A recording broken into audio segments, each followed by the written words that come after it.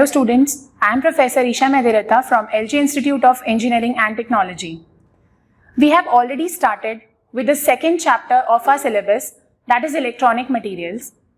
Until now, we have discussed some basic terms related to free electron theory, types of free electron theory. We have also discussed how energy bands are formed. Then there was a topic called density of states, and in the last video we had discussed what a Kronig-Penney model is. Today we are going to start with the second topic, that is EK diagram, and on the basis of EK diagram we will be discussing what are direct and indirect band gap semiconductors. So let me start with the first topic for today's session, that is EK diagram. Now before I move on to what EK diagram is, just a brief about what Kronig-Penney model is and what we discussed in the previous video.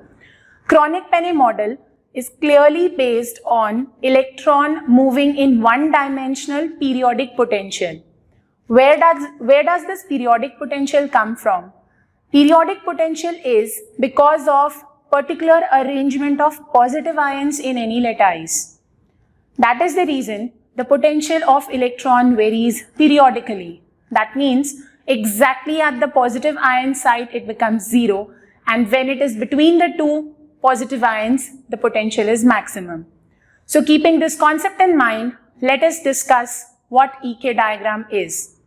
It is a dispersion diagram which shows the relationship between energy and momentum of available states of electrons. So basically, from the name itself you can say it is a diagram which will relate energy of electron, that is a quantum particle, with the momentum. Now basically K is a term which defines the particle momentum.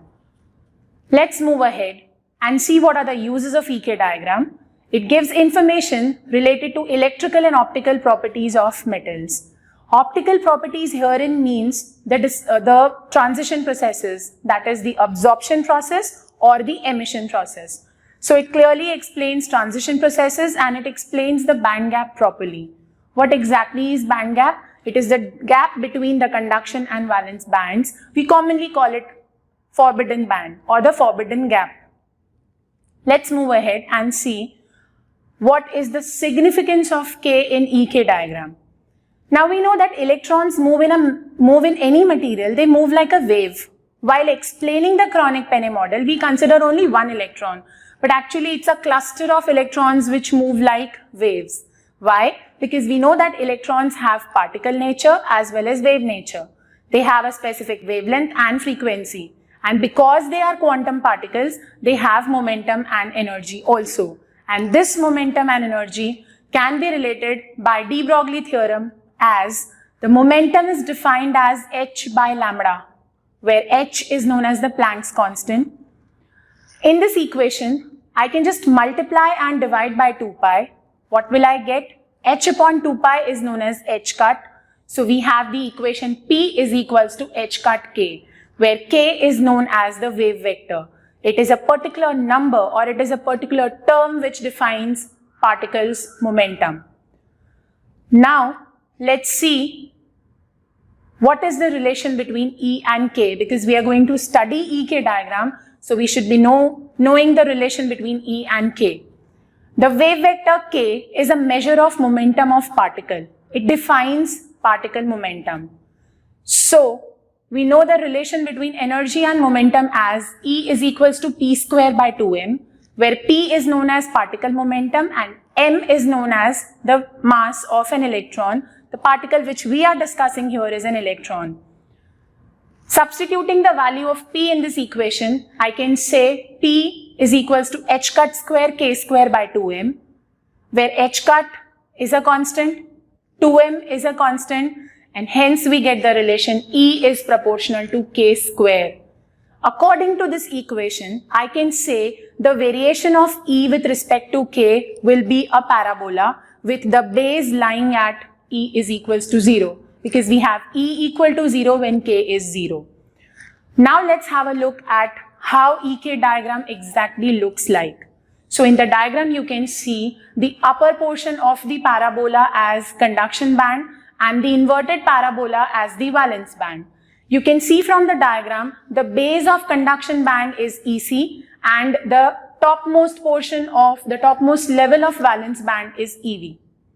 Now we know that valence band always is filled up with electrons. What happens to these electrons if you supply energy? These electrons will move to conduction band.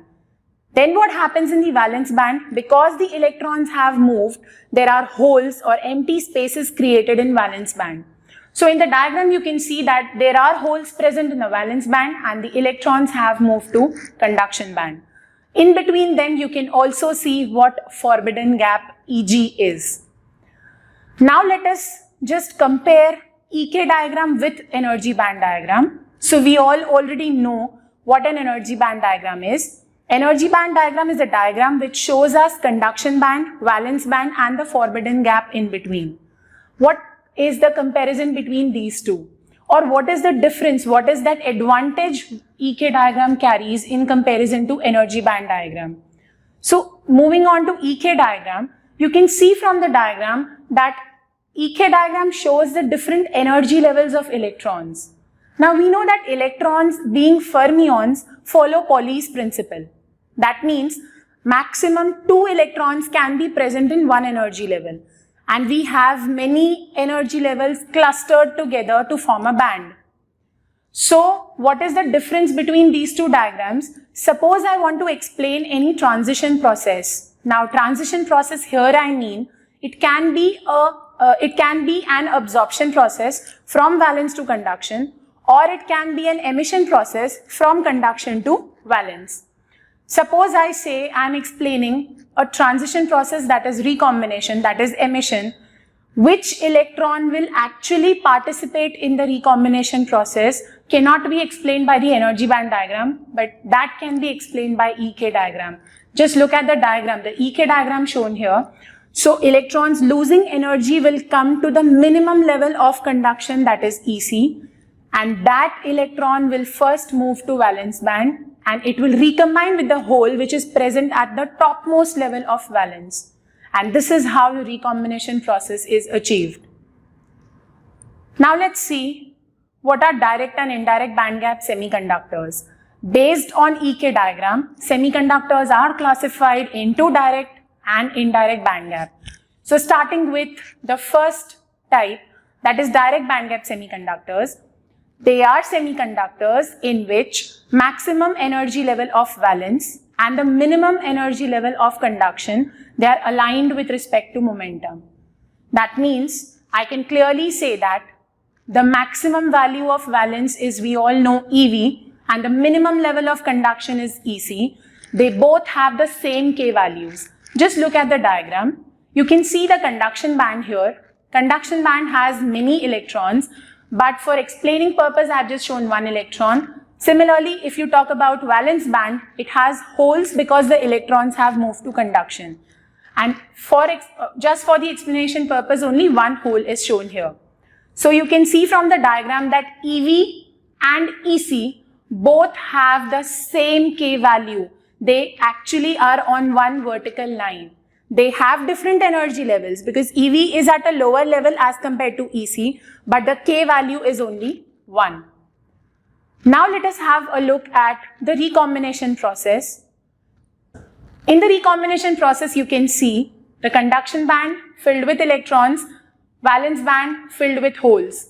Now, any recombination process or any transition process can be complete if these two conditions are satisfied. First one is energy should be conserved. Second one is momentum should be conserved. We know that for a direct band gap semiconductor, EC and EV have same momentum values. So there is no need for momentum to be conserved. So what happens in this case? The moment an electron comes to the level EC, it will make a transition and recombine with the hole which is at a level EV. So I can say that this is a one-step process because electron directly moves from lowest of conduction to the highest level of valence. And that is the only reason we say that such a type of recombination is a radiative transition. That means, how is energy conserved here? Whenever the transition is made, photon is emitted. That means light is emitted. and hence we say such a recombination is radiative. Now let us move on to the second type of semiconductor, that is indirect band gap semiconductor. It is a semiconductor in which maximum energy level of valence band and minimum energy level of conduction band, they do not align with respect to momentum. Do not align means they do not have the same K values. Let's just have a look at the diagram. So I can say that maximum level, that is EV, and minimum level, that is EC, they have different K values. Just have a look at the diagram. You can say the conduction band lowest level EC has a different K value, and the maximum level of valence band, that is EV, has a different K value. Now in this case, what happens is you can clearly see the momentum is different. So let's see what happens in the recombination process. Now as we know, for recombination, momentum and energy both should be conserved.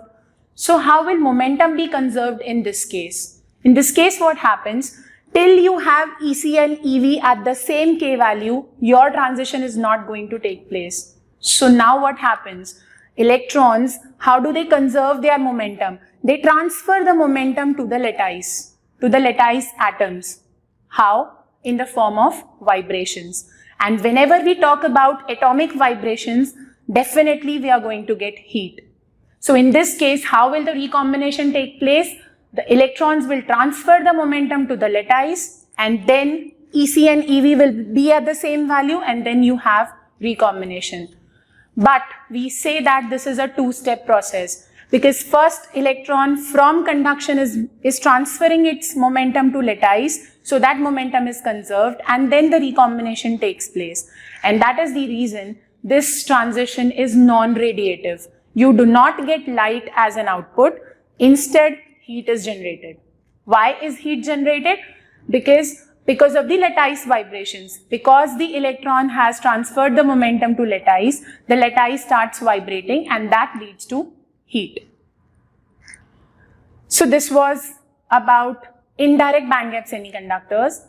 Now wrapping up direct and indirect band gap semiconductors, let's just have a look at the difference between the two.